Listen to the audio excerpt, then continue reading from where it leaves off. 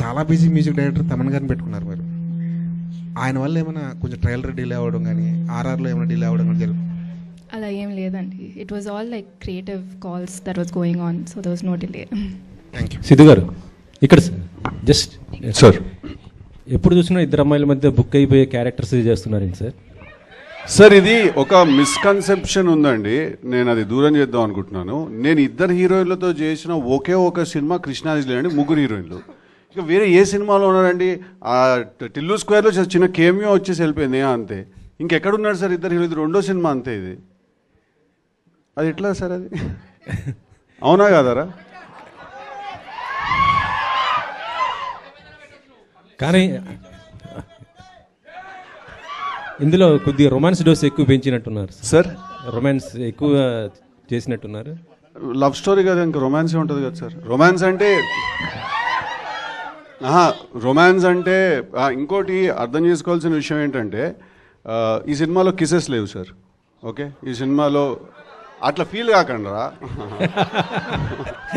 ట్రైలర్లో మాత్రం ఏముంది? ఏం లేదు. ఈ సినిమాకి first in the very beginning of the film నేను ఫస్ట్ నీర్జాకి నేను ఈ కథ విన్నప్పుడు ఈ సినిమా చేయాలని డెసిషన్ తీసుకుని వెంటనే the first thing I told Neerja is that ఈ సినిమాలో మనం లెట్స్ అవాయిడ్ ఆల్ కిసెస్. కానీ మీరు ప్రీ ఇంటర్వెల్ టైంకి ఒక కిస్ ఒక ఇంటిమేసి ఏం లేకపోయినా కూడా మీకు దానికంటే చాలా ఎక్కువ ఫీలింగ్ ఒకటి జనరేట్ అవుతుంది మీకు. సో అది మేము అచీవ్ చేద్దామని ట్రై చేసాం. అంటే ఒక ఫిజికల్ ఇంటిమేసీ చూపించకుండా ఎమోషనల్ ఇంటిమేసీ తోటి ఆ ఫీలింగ్ తీసుకురావడానికి ట్రై చేసాము. So sorry sir, coming back to your question, రెండే సినిమాలు సార్ ఇద్దరు హీరోలతో చేసింది, రెండోది.